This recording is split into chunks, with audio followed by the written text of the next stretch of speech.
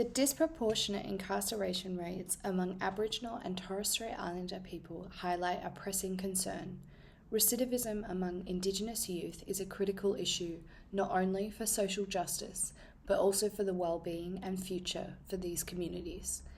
Tackling the underlying societal factors contributing to recidivism, such as educational disengagement, unemployment, and systematic racism, necessitates innovative and culturally sensitive approaches. Drawing from Paulo Freire community education ideology, which aligns with Indigenous educational practices and can offer insights into developing effective strategies for reducing recidivism and supporting holistic development. Aboriginal and Torres Strait Islander people face the highest incarceration rates globally, with a concerning likelihood of re-entering the criminal justice system once involved. The Royal Commission into the Aboriginal Deaths in Custody identified societal disadvantage and inequality as key drivers of this issue. Particularly alarming is the situation for young Indigenous people who face intensified challenges within the system. Despite constituting only 6% of Australia's population, they represent over 48% of the adolescent prison population. More than 80% of juvenile offenders transition into the adult system.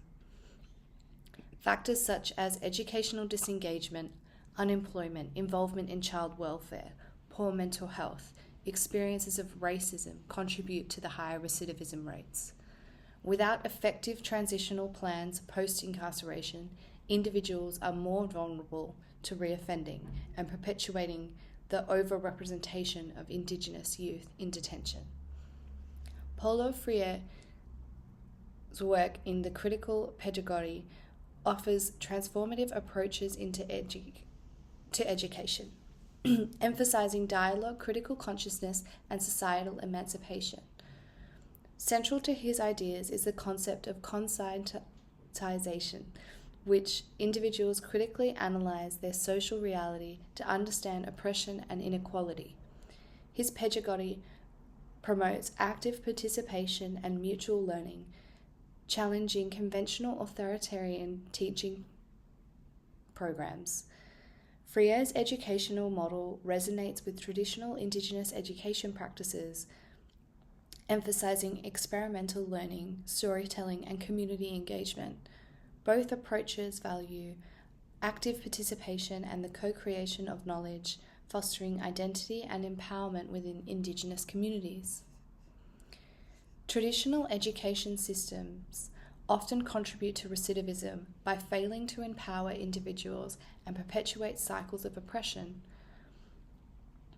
Freire's problem-solving education contrasts with passive teaching methods, encouraging critical thinking and active participation.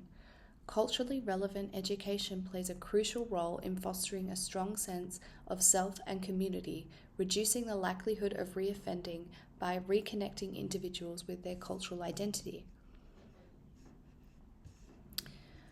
Community-centered education programs that integrate Freirean principles and Indigenous cultural practices empower Aboriginal and Torres Strait Islander individuals, fostering cultural connections and promoting critical thinking. Dialogical approaches in education encourage meaningful conversations about social justice and community values, fostering personal growth and collective empowerment. Empowerment through praxis involves learners taking action based on their education and linking theoretical learning with practical application and contributing to positive social change. In conclusion, addressing the overrepresentation of Aboriginal and Torres Strait Islander people in the justice system requires a holistic approach centered on transforming education. By blending Paulo Freire's critical pedagogy with Indigenous educational traditions, culturally relevant programs can be developed to foster critical thinking, social awareness, and community empowerment, ultimately breaking the cycles of disadvantage that lead Aboriginal people into detention. Prioritising supportive educational environments for First Nations communities is essential for advancing towards a fairer society.